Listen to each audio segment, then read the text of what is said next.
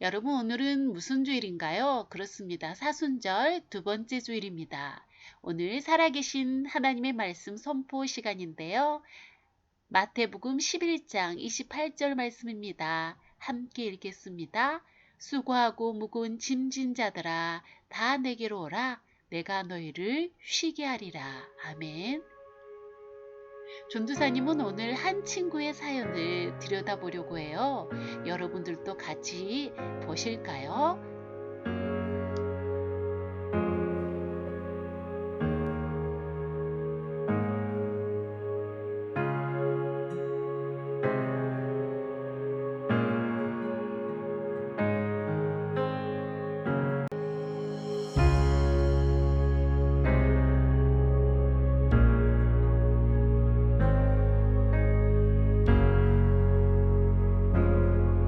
비닐봉지와 과자를 든 어린아이. 터덜터덜 걷다 서러움이 터집니다. 함께 온 어른은 보이질 않습니다. 손등에 전화번호를 적은 11살의 이 소년. 홀로 먼 피난길을 마쳤습니다.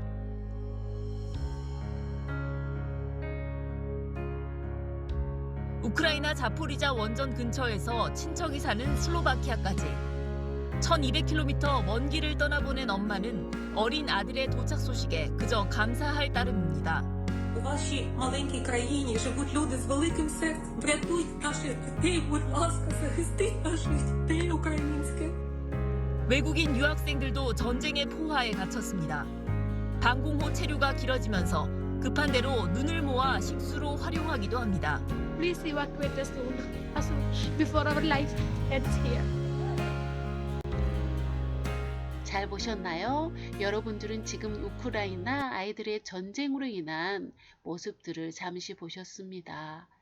자, 이 친구의 표정은 어떤가요? 그렇죠. 뭔가 고민이 많죠? 그래서 이 친구 별명은 왕걱정입니다. 우리 친구들은 새학기가 되면 행복한가요? 행복하기도 하고 그렇지도 않기도 하고요. 그렇군요. 이 왕 걱정은요, 친구들이 날 좋아할까? 담임 선생님이 날 예뻐하실까? 왜 난 키가 안 크지? 왜 난 못생겼지? 왜 이렇게 성적이 안 오르는 걸까?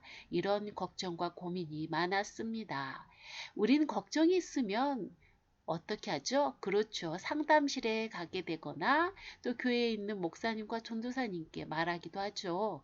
그리고 사회에서는 어떻죠? 그렇죠. 상담소나 정신과 병동을 찾게 되는 것이죠. 사진을 보실까요? 이분들은요, 상담이 있어서 대가이신 분들이죠. 누구죠? 그렇죠. 바로 오은영 선생님과 박상미 선생님이십니다. 이 소개한 두 분은요, 크리스천이기도 해요. 그런데 이렇게 상담을 잘하신 분들을요, 뛰어넘는 위대한 원조 상담가가 있습니다. 이미 성서구약의 위대한 선지자 이사야는 이분을 이렇게 소개합니다. 이사야 본문을 함께 읽어볼까요? 이사야 9장 6절 말씀입니다. 이는 한 아기가 우리에게 낳고 한 아들을 우리에게 주신 바 되었는데 그의 어깨에는 정사를 메었고 그의 이름은 기묘자라 모사라. 아멘. 여러분 그거 아십니까? 예수님을 표현하는 부분은 많은데요. 오늘 이사야 9장 6절에서 이 부분만을 보고 이 표현에 중점을 두어 알아보려고 해요. 자, 그의 이름은 기묘자라 모사라 이렇게 말하고 있는데요. 이 말은 모사 뒤에 꾼이 붙게 되면 부정적이게 됩니다. 예를 들면 모사꾼, 술꾼, 사기꾼 등 좀 부정적이죠? 그렇습니다. 그런데 미국의 유명한 NIV 성경에서는요, 이 모사라는 부분의 단어를 카운슬러, 바로 상담자라고 표현하고 있어요. 특히 원더풀 카운셀러라고 풀이하고 있는데요. 이렇게 예수님은 위대한 상담자인 것이죠. 그리고 예수님 본인도 자신을 상담 즉 보혜사라고 표현하고 있어요. 이 보혜사는요. 헬라어로 파라클레토스인데요. 파라는 옆에서 그리고 클레토스는 돕는 자, 그래서 옆에서 돕는다라는 뜻을 가지고 있습니다. 즉 영어에서도요. 상담자, 원더풀 상담가라고 또 표현하고 있어요. 여러분, 많은 찬송가 중에 이런 가사가 있습니다. 주 예수와 동행하니 곧 이나 하늘나라. 주 예수와 동행하니 그 어디나 하늘나라 이런 가사인데요. 여러분 어떤 친구가 전도사님에게 찾아온 적이 있어요. 그 친구가요 고민을 말하는데 자기는 매일매일 자신의 삶이 지옥 같다는 거예요. 여러분, 이 땅에 사는 동안도 매일매일 하늘나라 천국의 삶이면 얼마나 좋겠어요. 예수님은 이 땅에 오셔서 지옥 같은 삶을 살아가는 우리 친구들에게 자신이 직접 그 상한 마음을 치료해주는 상담자라고 말씀하십니다. 이렇게 예수님은 위대한 상담자입니다. 사랑의 예수님께서 말씀하신 상담이란 마태복음 11장 28절에 나타납니다. 읽어볼까요? 수고하고 무거운 짐진 자들아 다 내게로 오라 내가 너희를 쉬게 하리라. 이것이 바로 상담 구절인데요. 상담이란 무엇일까요? 우리가 살아가면서 무거운 짐을 짓고 삽니다. 화를 억누리고 스트레스를 억누리고 살아가죠. 그런데 예수님께서 이러한 마음속에 무거운 짐을 가지고 자신에게 와서 아뢰면 다 쉬게 해준다고 하시잖아요. 그것이 바로 상담인 것이죠. 그래서 교회에서 많은 분들이 주님께 기도하죠. 주저리 자신의 이야기를 열심히 말합니다. 그런데요, 예수님이 답변할 시간에요, 그때 사람들이요, 교회 문을 박차고 나간다는 것이죠. 또한 많은 분들이 예수님과의 대화법을 모르기 때문에 무거운 짐을 내려놓지 못하기도 해요. 예수님은 3년 동안 무엇을 하셨죠? 그렇죠. 공생애 즉 공적인 일을 하면서 수많은 자들을 만나게 되는데요. 몸이 아픈 자는 고치시고 마음이 아픈 자는 상담을 해주시고 영적으로 병든 자는 치유를 해주십니다. 오늘 예수님이 만나는 대표적인 사람이 있는데요. 바로 삭개오라는 인물이에요. 이 사람은 세리장으로서 요즘 말로 세금을 걷는 자입니다. 그 시대에 세리는 로마 정부에 협력하여서 많은 세금을 걷어서 자신이 어느 정도 가져서 부를 축적하였기에 사람들로부터 미움과 멸시를 받죠. 세리장은 사회적 지위가 있어요. 그리고 부자입니다. 대체적으로 이런 사람들은 행복할 것 같죠? 그렇다면 삭개오는 행복할까요? 그렇지요. 행복하지 않습니다. 그는 요즘식으로 말하면 왕따의 인생을 살아갑니다. 왜일까요? 이웃들에게 세금을 걷어가서 모든 이들이 만나주지 않았습니다.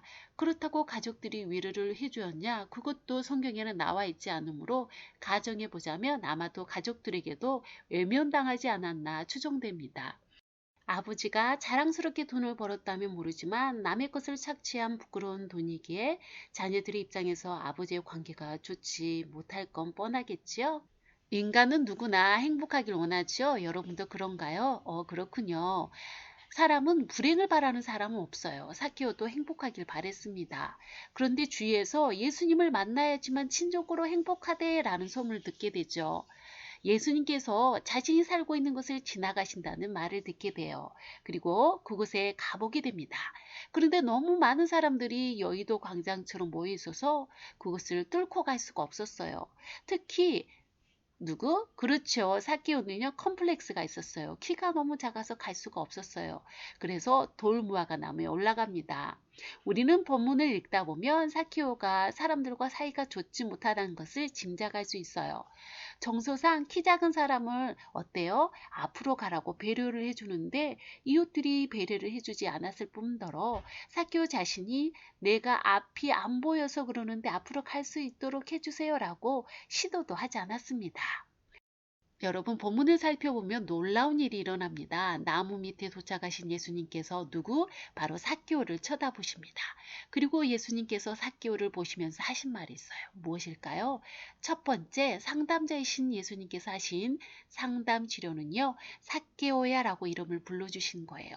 여러분 예수님께서 3년의 공생의 기간 동안 많은 일을 행하시죠. 예수님께서 길을 가다가 모르는 자에게 이름을 불러준 유일한 사람은 바로 삭개오라는 것인데 왜 유독 삭개오에게만 이름을 불러주신 걸까요? 아마도 삭개오는 사람들로부터 이웃들로부터 왕따 그러니까 따돌림을 당하고 있었던 것 같습니다. 이렇게 고통 속에 있는 삭개오에게 이름을 불러주자 삭개오의 얼음 같은 마음이 녹기 시작한 것이죠. 유명한 김춘수 시인의 꽃이라는 시가 있어요. 내가 이름을 불러주기 전에는 그는 다만 하나의 몸짓에 지나지 않았다. 내가 그의 이름을 불러줬을 때 그는 나에게로 와서 꽃이 되었다.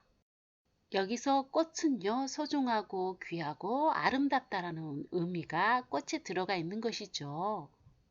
여러분, 다른 사람에게 무시당하고 욕먹고 친구가 없어 외로운 사람 삭개오를 삭개오야 넌 나에게 꽃이야 라면서 예수님께서 이렇게 삭개오 이름을 부르자 삭개오의 상처 입은 마음에 치유가 일어난 것이죠. 여러분, 삭개오가 예수님을 만나기 전과 만난 후에 달라진 점이 무엇일까요? 우리는 본문을 통해 알 수 있습니다. 누가복음 19장 6절을 보면 급히 내려와 즐거워하며 영접하거늘 삭개오가 빨리 내려오죠. 그리고 즐거워합니다. 예수님을 만나기 전에는 왕따 당하고 외롭고 지치고 공허한 슬픔 속에 살아간 자였어요. 우울한 자였어요. 그런데 예수님을 만나고 예수님을 자신의 집으로 모신 후로는 즐거운 인생이 된 것입니다. 그리고 자신의 행동에 놀라운 변화가 일어나죠. 자신의 돈을 누구에게? 가난한 자에게 나눈 것입니다. 우리는 살아계신 하나님의 말씀 본문을 통해 알 수 있죠. 삭개오는 사회적 지위와 돈으로 행복할 줄 알았죠. 여러분도 사회적 지위를 얻기 위해 돈을 많이 벌기 위해 공부하나요? 그렇군요. 삭개오는 돈과 사회적 지위를 통해 왕따와 멸시를 받았어요. 그리고 예수님을 만남으로써 돈과 사회적 지위가 필요하지 않게 됩니다. 변화된 삭개오는 예수님을 주님이라 부릅니다. 그는 예수님이 그냥 인기 있는 잘 고치는 분인 줄만 알았는데 만나보니까 주님임을 알게 돼요. 예수님께서 그런 삭개오에게 구원이 이 집에 이룬다고 말씀하시죠. 누가복음 19장 10절에 이렇게 나와 있죠. 인자가 온 것은 잃어본 자를 찾아 구원하려 함이니라. 이렇게 말씀하시는데요.